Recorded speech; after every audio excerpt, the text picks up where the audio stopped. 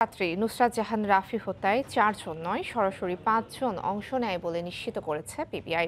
প্রথমে 4 জনের কথা বলা হলেও পরবর্তীতে তদন্তে বেরিয়ে এসেছে আরও একজনের নাম। এর মধ্যে উম্মে সুলতানা পপি সহ গ্রেফতার হয়েছেন শামীম, জুবায়ের ও জাবেদ। হত্যাকাণ্ডে জড়িত অপর এক ছাত্রীকে দ্রুতই গ্রেফতারের আশা সংস্থাটির। এদিকে নির্ভুল চার্জশিট দিতে কিছুটা সময় লাগতে পারে বলে জানিয়েছেন পিবিআই এর প্রধান। 6 এপ্রিল 2019 ফেনীর সোনাগাজীতে লালসার আগুনে পুড়ে ছাই মাদ্রাসা শিক্ষার্থী নুসরাত জাহান রাফি। হাসপাতালের বিছানায় 5 দিনের লড়াই শেষে 10 এপ্রিল মৃত্যুর কাছে হার মানে সে। প্রাথমিক অবস্থায় পুলিশের কাছে মামলার তদন্তভার থাকলেও 9 এপ্রিল দায়িত্ব পায় police bureau of investigation PBI.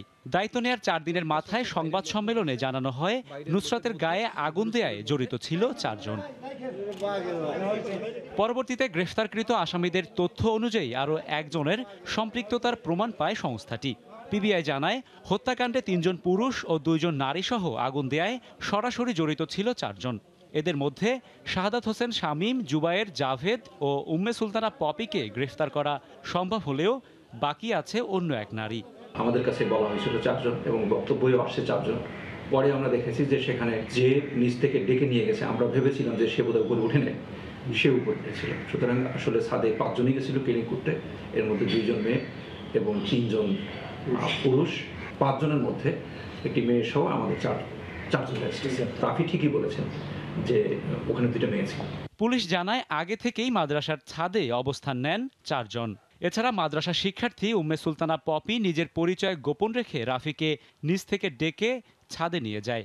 যে ডেকে নিয়ে গেছে সে আসলে তার নাম এই রাফিকে মূল নাম না বলে শম্পা বলা হয়েছে।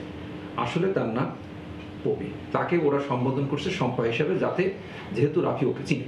নিচ থেকে যে ডেকে নিয়ে গেছে নিষাদের কথা বলে সেও উপরে গেছে এবং সেও অপারেশনে অংশগ্রহণ করেছে। গ্রেফতারকৃতদের জবানবন্দি ও সব দিক বিচার বিশ্লেষণ করে নির্ভুল চার্জশিট দিতে একটু সময় লাগবে বলেও জানান পিবিআই প্রধান।